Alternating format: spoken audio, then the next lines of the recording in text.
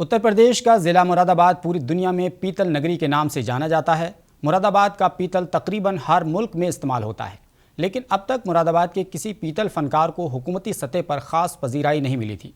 पहली बार मुरादाबाद के रहने वाले शिल्प गुरु दिलशाद हुसैन को मुल्क का चौथा सबसे बड़ा सिविलियन अवार्ड पद्मश्री से नवाजा जाएगा। शिल्प गुरु राष्ट्रपति जी से सम्मानित। मुझे 2004 में स्टेट अवार्ड मिला और 2012 में नेशनल अवार्ड मिला और 2017 में शिल्प गुरु अवार्ड मिला। अब कल ही मेरे पास लेटर की शक्ल में लिस्ट आई और फ़ोन आया कि आपका पद्मश्री अवार्ड हो गया है। हालांकि दिलशाद हुसैन ने इससे पहले कई दूसरे एजाज़ात हासिल किए हैं। इससे कबल सन 2004 में स्टेट अवार्ड, 2012 में नेशनल अवार्ड, 2017 में शिल्प गुरु अवार्ड और अब 2023 में 26 जनवरी को पद्मश्री अवार्ड के लिए उन्हें नामजद किया गया है। जैसे ही मुरादाबाद ज़िले में शिल्प गुरु दिलशाद हुसैन को पद्मश्री अवार्ड के लिए नामजद करने की इत्तला मिली, पीतल के ताजरों में खुशी की लहर दौड़ गई। इस इंडस्ट्री को जिस तरह से सम्मान मिला है, एक तरह से सर्वश्रेष्ठ नागरिक का दर्जा उन्हें मिला है। हमारे दिलशाद हुसैन साहब शिल्प गुरु अवार्ड भी उन्हें पहले मिला है, स्टेट अवार्ड भी मिला है। अभी कुछ दिन पहले ही उन्हें राष्ट्रपति जी से अवार्ड मिला था शिल्प गुरु का, जो बड़ा अवार्ड होता है, और अब ये पद्मश्री मिला है। तो कहीं ना कहीं इसके पीछे सरकार की मंशा है कि यहाँ के उद्योग के ऊपर उनकी नज़र है।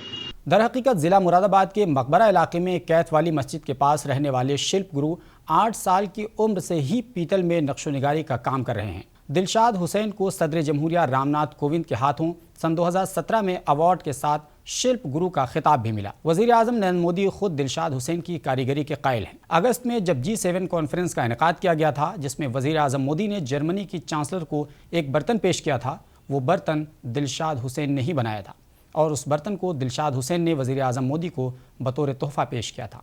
अपने मैंने चचा कल्लू अंसार हैं, उनसे सीखा काफ़ी। उसके बाद फिर मुझे मोहल्ले के सीनियर या और जगह के सीनियर लोग दिखाई दिए, तो मैंने उनसे जानकारी करी।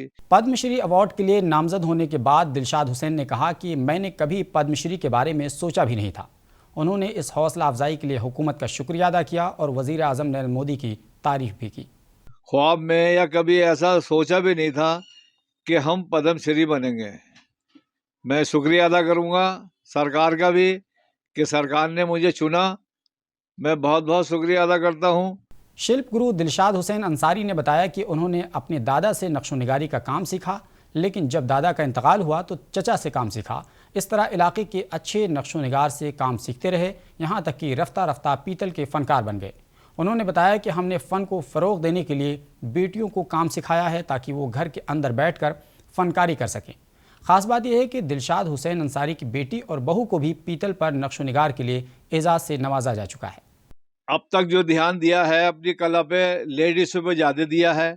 लेडीज़ों को मैंने काम ज़्यादा सिखाया है, जिससे कि वो घर में बैठ के हमारी कला और कर सकें।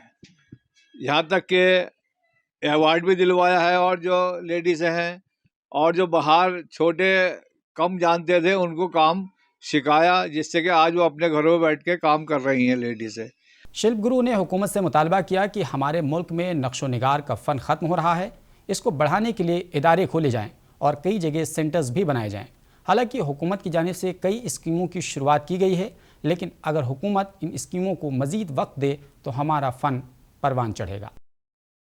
स्टूडेंट खोले जाएं और काम सिखाने के सेंटर जो है लगाए जाएं, ये मेरी मांग है सरकार से। आज़ाद समाज पार्टी के कारकुनों ने मुरादाबाद ज़िले मजिस्ट्रेट के दफ्तर पर धरना दिया और कौमी सदर चंद्रशेखर आज़ाद की सिक्योरिटी बढ़ाने का मुतालबा किया। आज़ाद समाज पार्टी के ज़िला सदर ने बताया कि हाल ही में मुजफ्फरनगर के एक गांव में एक प्रोग्राम के दौरान कुछ समाज दुश्मन अनासिर ने गाड़ियों पर लाठियों से हमला किया और 6 से 7 गाड़ियों को तोड़फोड़ की और पेट्रोल की बोतलें फेंक कर उन्हें जलाने की कोशिश की।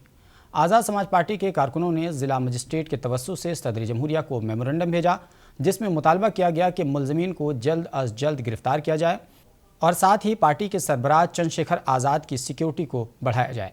सरकार को सबको एक मैसेज दे रहा हूँ कि वो इस घटना पे ध्यान दें, ताकि फ्यूचर में अगर ऐसी कोई घटना होती है तो इसके जिम्मेदार सरकार होगी। और हमारे भाई चंद्रशेखर आज़ाद जी, जो कि एक हमारे बहुजन समाज के लिए अनमोल हैं, उनके लिए सुरक्षा प्रदान की जाए, जिससे आगे फ्यूचर में कोई घटना ऐसी ना हो। उत्तर प्रदेश के सहारनपुर थाना कुतुबशेर और एसओजी की मुश्तरका टीम ने कार चोरों के एक गैंग का पर्दाफाश किया है। मुखबिर की इत्तला पर पुलिस ने चेकिंग के दौरान 2 हुंडा सिटी कार में बैठे 4 अफराद को हिरासत में ले लिया। उनके कब्जे से 2 चोरी की कारें, 2 जाली नंबर प्लेट्स, 2 पिस्तौल, 4 जिंदा कारतूस, 2 छुरियां बरामद हुई हैं। हिरासत में चारों में से एक के खिलाफ दीगर रियासतों में 16 मुकदमात दर्ज हैं। थाना सदर बाजार के इलाके से एक हुंडा सिटी कार भी चोरी हुई, जिसे मुलजिमीन ने नानौता के इलाके में छोड़कर फरार होने की कोशिश की थी। पुलिस मुलजिमीन के खिलाफ कानूनी कार्रवाई में मसरूफ़ है और मजीद मुलजिमीन की तलाश जारी है। ये वाहन चुरा कर उसको गौ तस्करी या पशु तस्करी में भी इस्तेमाल करते थे और उसके बाद फिर ये कहीं उसको कबाड़ में दिल्ली में बेचा करते थे और वहाँ उनको कटवा दिया करते थे। पूरे सहारनपुर से चोरी किए गए 3 वाहन इनसे बरामद हुए हैं। एक पूर्व से थाना ननौता में दाखिल है और 2 वाहन इनसे चोरी के बरामद हुए हैं और इसमें सभी केसेस में मुकदमे लिखे हैं, जिनका अनावरण कर इन चारों को जेल भेजा जा रहा है। जो इनके सहयोगी, इनके गैंग के और लोग हैं जो एनसीआर क्षेत्र में है, उनकी पुलिस फिलहाल तलाश कर रही है और उनके विरुद्ध भी शीघ्र ही कार्रवाई की जाएगी।